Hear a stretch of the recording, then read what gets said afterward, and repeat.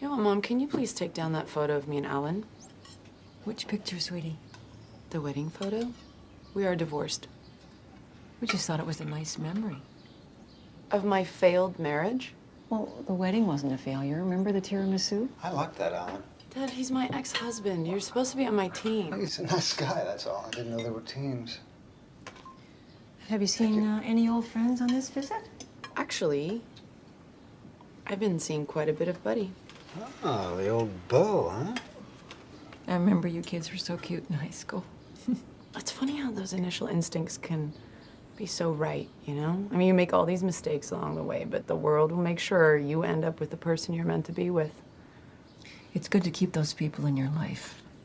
The people who really know you best. Mm-hmm. And that new baby of his is just darling. Have you seen it? Up close? The first time I read Diablo's script, I knew exactly who Mavis was. I had seen her in so many people that I'd met, and yet I knew how tough it was going to be to bring her to screen. Because it's so easy to misinterpret Mavis. It's so easy to look at her and think, oh, this, evil woman, she just seems to be a mean girl. But she's so much more than that. She's this complex woman with obvious, deep emotional wounds. And I knew I needed to find an actress who could bring her to life as a human being, as someone you almost saw yourself in. And there was only one actress I could think of, and that was Charlize Theron. Charlize is one of the most darkly funny people I've ever met, and I laugh more with Charlize than almost anybody I know. And it's because she understands truth and pathos and all the stuff that goes into actually being funny. Her job and an actor's job in a comedy isn't to be funny. An actor's job is to be truthful no matter what they're doing. And what I knew was that Charlize was going to be able to embody this character. Bring honesty to her, bring truth to her, and take Diablo's script, which was very funny, and, make it sing. What? Sorry, but I think we went to high school together. At the same time? Yeah, you're Mavis Gary? Mavis Gary Crane now. I'm Matt Freehoff. My locker was actually next to yours all through high school. Matt. Freehoff, yeah. Yeah, your locker was right there. Right next to mine. We didn't run in the same circles. You were pretty popular, if I remember correctly. You won Best Hair. Did I?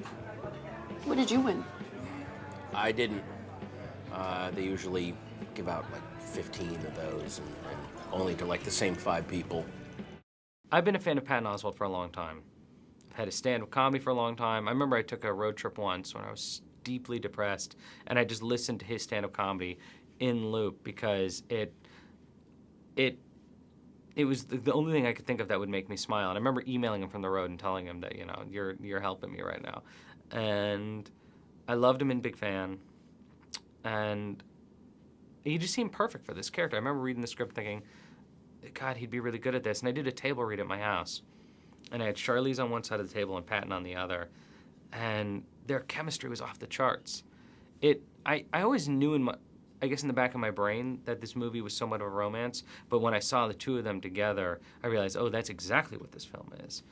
It's a love story. It's Romeo and Juliet, It's love that cannot be. And there's a sweetness to Patton and a sense of being non-judgmental that allows Mavis to really flourish into who she needs to be. How are you? Oh, how are you? Good. Here's that book for your niece. Oh, yeah. Thanks for remembering.